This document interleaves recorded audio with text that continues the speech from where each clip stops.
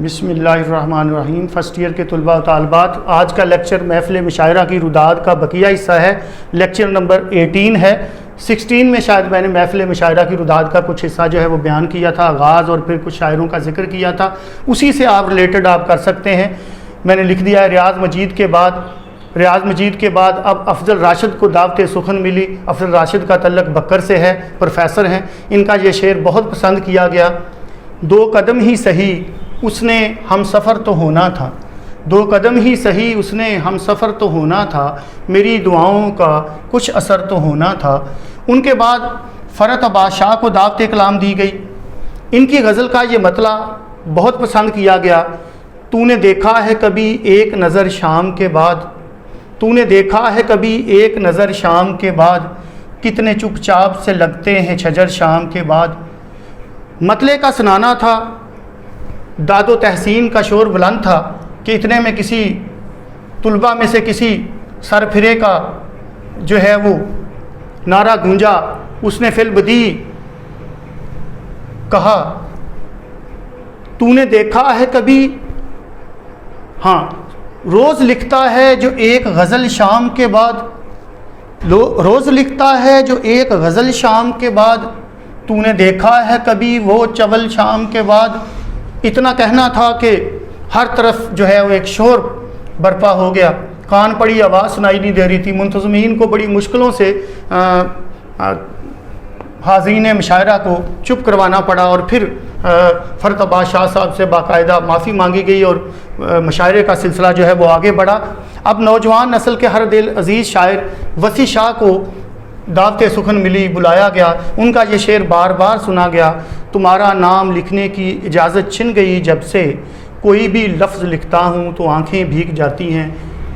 اس کے بعد اب اس دور کی نامور شاعرہ نوشی گیلانی کو تالیوں کی گونج میں دعوت سخن ملی۔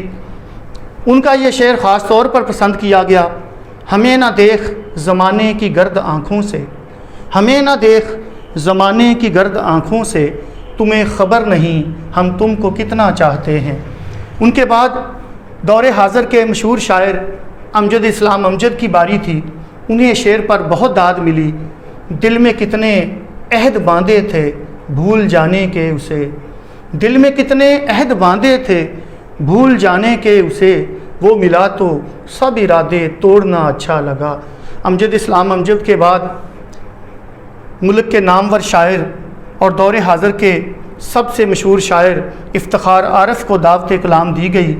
ان کا یہ شعر خوب سراہا گیا، مٹی کی محبت میں ہم آشفتہ سروں نے، مٹی کی محبت میں ہم آشفتہ سروں نے، وہ قرض اتارے ہیں کہ واجب بھی نہیں تھے، وہ قرض اتارے ہیں کہ واجب بھی نہیں تھے۔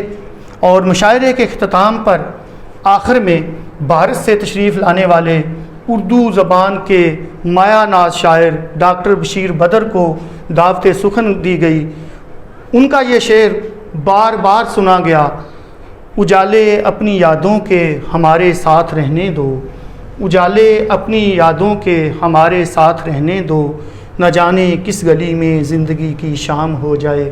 اس کے بعد پرزور فرمائش پر انہوں نے اپنی ایک اور غزل سنائی جس کا یہ شعر خاص طور پر پسند کیا گیا، کوئی ہاتھ بھی نہ ملائے گا جو گلے ملو گے تپاک سے، کوئی ہاتھ بھی نہ ملائے گا جو گلے ملو گے تپاک سے، یہ نئے مزاج کا شہر ہے ذرا فاصلے سے ملا کرو۔ غزل کا مطلع تھا، یوں ہی بے سبب نہ پھرا کرو، کوئی شام گھر بھی رہا کرو، یوں ہی بے سبب نہ پھرا کرو، کوئی شام گھر بھی رہا کرو، وہ غزل کی سچی کتاب ہے اسے چپ کے پڑھا کرو۔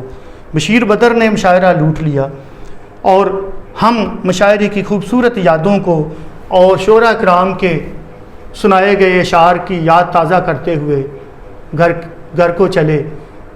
یہ میری زندگی کا سب سے یادگار مشاعرہ تھا جو مجھے ہمیشہ یاد رہے گا۔ تھینک یو ویری مچ بیٹا۔ میں نے کوشش کی ہے کہ آپ کو زندہ جو شاعر ہیں اس وقت موجودہ شاعر جو ہیں انہی کا کلام جو ہے میں نے پیش نظر رکھا ہے، اور آپ کو بھی ایسا ہی کرنا پڑے گا۔ اگر آپ کوئی اور شاعر چاہتے ہیں جو موجودہ دور میں موجود ہیں ان کا کلام شامل کر لیجئے، لیکن یہ ذہن میں رکھیں کہ فوت شدگان جو قبروں میں جا سوئے ہمارے ماضی کے نامور شاعر جیسے احمد فراز ہیں، شہزاد احمد شہزاد ہیں، منیر نیازی ہیں، پروین شاکر ہیں، فیض ہیں، ان کا کلام یا علامہ اقبال ہیں، ان کا کلام آپ شامل نہیں کریں گے۔ Thank you very much.